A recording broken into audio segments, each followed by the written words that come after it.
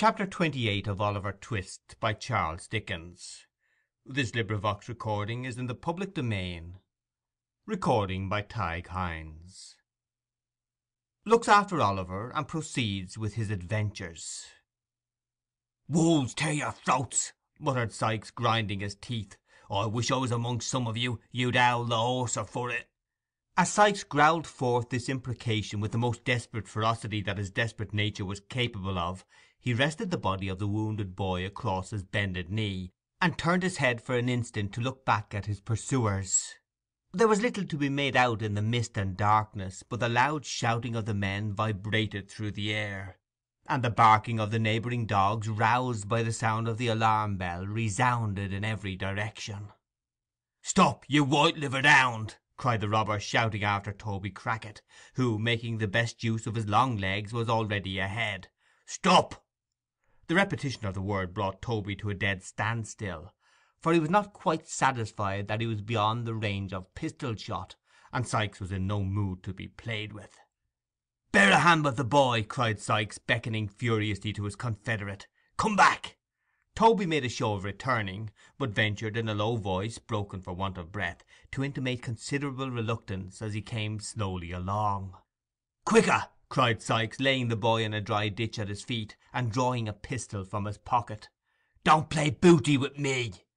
At this moment the noise grew louder. Sikes, again looking round, could discern that the men who had given chase were already climbing the gate of the field in which he stood, and that a couple of dogs were some paces in advance of them. "It's all up, Bill," cried Toby. "Drop the kid and show him your heels." With this parting advice, Mr. Crackit, preferring the chance of being shot by his friend to the certainty of being taken by his enemies, fairly turned tail and darted off at full speed. Sikes clenched his teeth, took one look around, threw over the prostrate form of Oliver the cape in which he had been hurriedly muffled, ran along the front of the hedge as if to distract the attention of those behind from the spot where the boy lay, paused for a second before another hedge which met it at right angles, and whirling his pistol high into the air, cleared it at a bound, and was gone. "Ho there!" cried a tremulous voice in the rear. "Pincher, Neptune, come here, come here!" The dogs, who, in common with their masters, seemed to have no particular relish for the sport in which they were engaged, readily answered to the command. Three men, who had by this time advanced some distance into the field, stopped to take counsel together. "My advice, or leastways, I should say, my orders is," said the fattest man of the party, "that we immediately go home again." "I am agreeable to anything which is agreeable to Mr. Giles," said a shorter man, who was by no means of a slim figure, and who was very pale in the face, and very polite, as frightened men frequently are. "I shouldn't wish to appear ill-mannered, gentlemen," said the third, who had called the dogs back. "Mr. Giles ought to know." "Certainly," replied the shorter man, "and whatever Mr. Giles says, it isn't our place to contradict him. No, I know my situation. Thank my stars, I know my situation." To tell the truth, the little man did seem to know his situation, and to know perfectly well that it was by no means a desirable one, for his teeth chattered in his head as he spoke. "You're afraid, Brittles," said Mr. Giles. "I aren't," said Brittles. "You are," said Giles. "You're a falsehood, Mr. Giles," said Brittles. "You're a lie, Brittles," said Mr. Giles. Now these four retorts arose from Mr. Giles's taunt, and Mr. Giles's taunt had arisen from his indignation at having the responsibility of going home again imposed upon himself under cover of a compliment. The third man brought the dispute to a close most philosophically. "I'll tell you what it is, gentlemen," he said, "we're all afraid." "Speak for yourself, sir," said Mr. Giles, who was the palest of the party. "So I do," replied the man. "It's natural and proper to be afraid under such circumstances. I am." "So am I," said Brittles, "only there's no call to tell a man he is so bounceably." These frank admissions softened Mr. Giles, who had once owned that he was afraid, upon which they all three faced about, and ran back again with the completest unanimity, until Mr. Giles, who had the shortest wind of the party, and was encumbered with a pitchfork, most handsomely insisted on stopping, to make an apology for his hastiness of speech. "But it's wonderful," said Mr. Giles, when he had explained, what a man will do when his blood is up. I should have committed murder, I know I should, if we'd caught one of them rascals.' As the other two were impressed with a similar presentiment, and as their blood, like his, had all gone down again, some speculation ensued upon the cause of this sudden change in their temperament. 'I know what it was,' said Mr. Giles. 'It was the gate.' 'I shouldn't wonder if it was,' exclaimed Brittles, catching at the idea. 'You may depend upon it,' said Giles, 'that gate stopped the flow of the excitement. I felt all mine suddenly going away as I was climbing over it.' By a remarkable coincidence the other two had been visited with the same unpleasant sensation at that precise moment. It was quite obvious, therefore, that it was the gate, especially as there was no doubt regarding the time at which the change had taken place, because all three remembered that they had come in sight of the robbers at the instant of its occurrence. This dialogue was held between the two men who had surprised the burglars, and a travelling tinker who had been sleeping in an outhouse, and who had been roused, together with his two mongrel curs, to join in the pursuit. Mr. Giles acted in the double capacity of butler and steward to the old lady of the mansion. Brittles was a lad of all work, who, having entered her service a mere child, was treated as a promising young boy still, though he was something past 30. Encouraging each other with such converse as this, but keeping very close together notwithstanding, and looking apprehensively round whenever a fresh gust rattled through the boughs, the three men hurried back to a tree, behind which they had left their lantern, lest its light should inform the thieves in what direction to fire. Catching up the light, they made the best of their way home at a good round trot, and long after their dusky forms had ceased to be discernible, the light might have been seen twinkling and dancing in the distance, like some exhalation of the damp and gloomy atmosphere through which it was swiftly borne. The air grew colder as the day came slowly on, and the mist rolled along the ground like a dense cloud of smoke. The grass was wet, the pathways and low places were all mire and water. The damp breath of an unwholesome wind went languidly by with a hollow moaning. Still Oliver lay motionless and insensible on the spot where Sikes had left him. Morning drew on apace. The air became more sharp and piercing as its first dull hue, the death of night rather than the birth of day, glimmered faintly in the sky. The objects which had looked dim and terrible in the darkness grew more and more defined, and gradually resolved into their familiar shapes. The rain came down thick and fast, and pattered noisily among the leafless bushes. But Oliver felt it not as it beat against him, for he still lay stretched helpless and unconscious on his bed of clay. At length a low cry of pain broke the stillness that prevailed, and uttering it the boy awoke.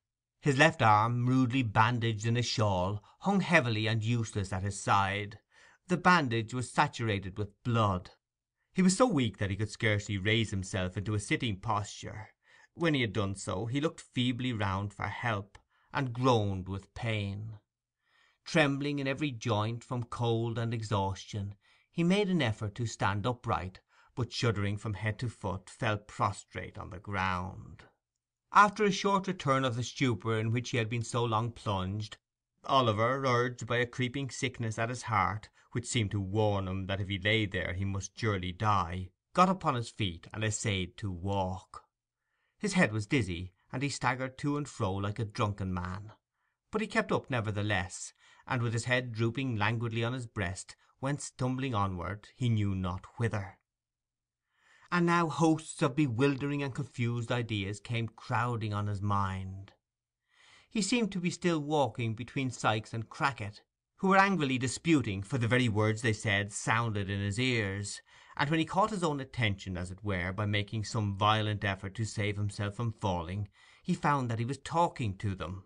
Then he was alone with Sikes, plodding on as on the previous day, and as shadowy people passed them he felt the robber's grasp upon his wrist. Suddenly he started back at the report of firearms.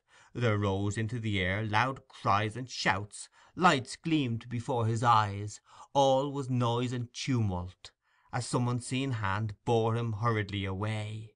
Through all these rapid visions there ran an undefined, uneasy consciousness of pain, which wearied and tormented him incessantly. Thus he staggered on, creeping almost mechanically between the bars of gates, or through hedge gaps as they came in his way, until he reached a road. Here the rain began to fall so heavily that it roused him. He looked about, and saw that at no great distance there was a house which perhaps he could reach. Pitying his condition, they might have compassion on him, and if they did not, it would be better, he thought, to die near human beings than in the lonely open fields. He summoned up all his strength for one last trial, and bent his faltering steps towards it. As he drew nearer to this house, a feeling came over him that he had seen it before.